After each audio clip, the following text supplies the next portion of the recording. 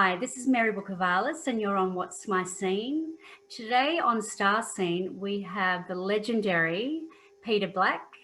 Most of you may know him as Blackie from the Hard-Ons. Um, Hey, hey, Pete, how you going?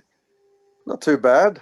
That's good. Not too bad at all. You're amazing and so prolific with your writing. I'm going to go back to a few years ago when you actually did, a song a day for a year. How did that come about? Well, a couple of things, right? For me, it was that year was the year I turned 50 and I wanted to do something big for myself. It's like far out. After 50, what's next? 60, 70, when you start declining in years and, you maybe can't do as much stuff as you can do when you're, a little bit younger. Really, like, I love music, like, full stop, unconditionally. And if I had a dream job, I'd love to be like those guys working in, brill building, for instance, and just churning out hits all day long. I reckon that would just be an absolute blast. So for me, doing song a day, it was like I made up my own brill building. It's like, all right, every day I have to come up with a track. So when I got that idea the year before, it just grew and grew, and it wouldn't let go of me. And I kept thinking, how can I do it? How can I do it? I better get in touch with Jay, see if he'd record me. I better get in touch with Chris, see if he could mix me for a whole year. I better get in touch with Joel. Would he be up for drumming? Week in, week out. And all of them were like, "You're a fucking idiot," but let's try it. And yeah, it just sort of grew from there. Well, I didn't know yeah, how I didn't know how it was going to happen. I was just kind of determined to make it happen. So yeah, I just started and then couldn't stop. that's And fantastic. then, And for those who don't know, I mean, it was a real, band situation. It wasn't just an acoustic song a day. It was a full-on band recording every yeah, day. well, when I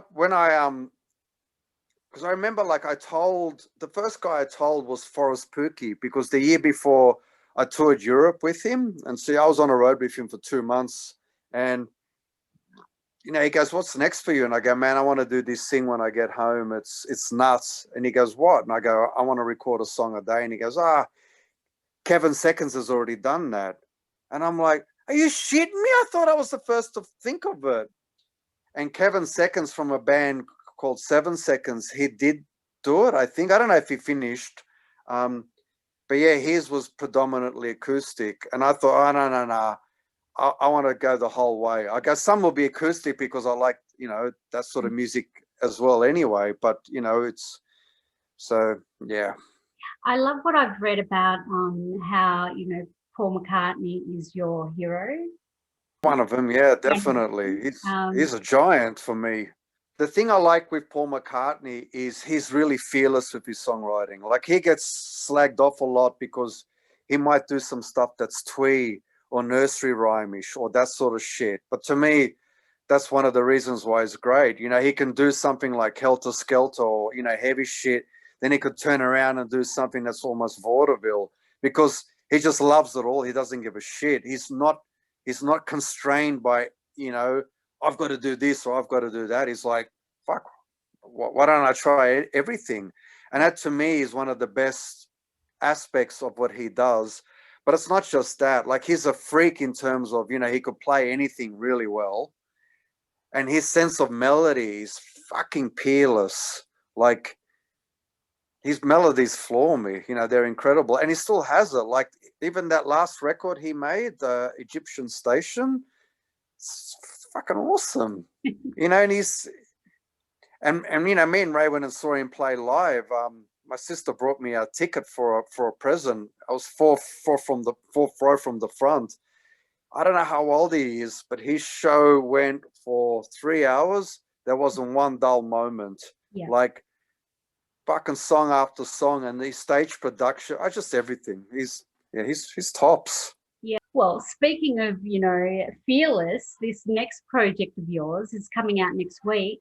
You've got two, not just one, two albums. How did this come about? Whenever I want to, or whenever I save up enough money to record, it's always a sort of money constraints when you're, you know, doing music in Australia. Okay, I'm ready to record. Then I started going through the songs that I wanted to do, and I just had too many for one record. And I know doing a double album isn't very, it's hard to sell. I don't know. I couldn't narrow it down to one album, so I thought, fuck it, I'll do two. Whenever I do albums, I love albums as an album. So, you know, I'll have first song, then I'll have a last song. You know what I mean? It's I just remember as a kid, like, you know, when you first discover Led Zeppelin, you know, say you put on Led Zeppelin 2, and from beginning to end, it's a journey. And I still see albums that way. I don't see them as, you know, separate bunch of songs, even though they are, but they're still an album as a whole. Yeah. So all these songs, they have a loose sort of relationships to each other. So yeah. Hence the album titles. I mean, you've got so many who have quoted about this album. You've got, you know, firstly we'll start with Joe Hansen from Private Function Clowns, Warren Ellis, 33, Nick Cave and the Bad Seeds, Lindsay, the Dr. McDougall, Frenzal Rhomb, of course, Jay from Frenzal Rhomb, Steve McDonald from Red Cross and Off and Melvins. You've got Captain Sensible from The Damned saying, "This is absolutely bloomin' marvelous." Yeah, that one blew my mind. The Yeah. Damned were one of those bands that I heavily grew up with. Yeah. Heavily. Out of the English punks, you know, I think I was lucky, you know, being my age. The 77 punk was pretty awesome. And out of the English shit, my two favorites were The Damned and the Buzzcocks. So to have him turn around and say that about my stuff is like, oh, makes my voice rise up a little. That's fantastic. And there's so many more. There's Jay Faulkner, of course, Hoodoo Gurus. I like what he said about it. I'm going to read a few quotes because they're just magnificent. The album feels like musical conversations, and listeners will be constantly amazed at where the conversation takes them. Fascinating, entertaining, and bloody brilliant. Got bloomin' marvelous. We've got bloody brilliant. We've got bloody great, awesome. Lindsay.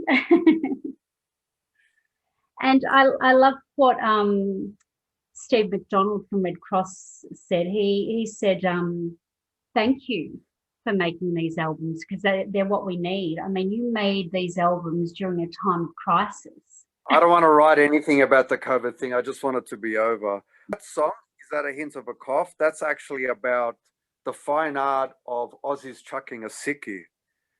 So it's someone going to, you know, work and like, oh dear, I don't think I feel well.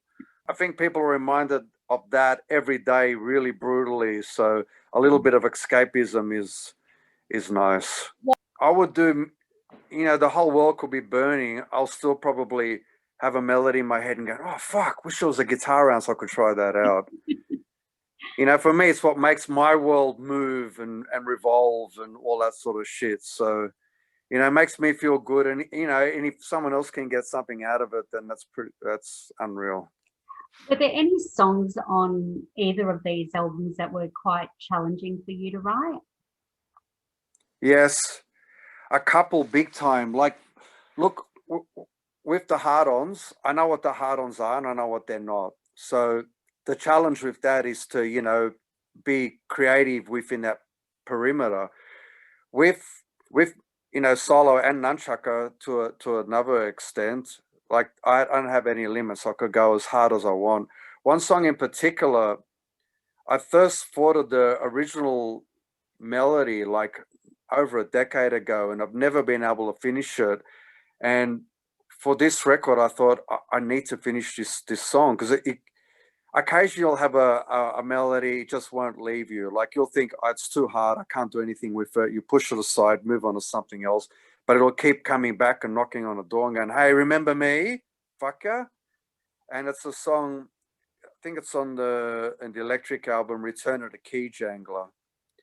And that was, you know, it was a super challenge, but once I got my fucking foot in the door, or once it got its foot in the door, it really sort of took off, and I was really, I think that out of all the songs out of those two records, that one is probably the one I listen to and go, I did something pretty cool here.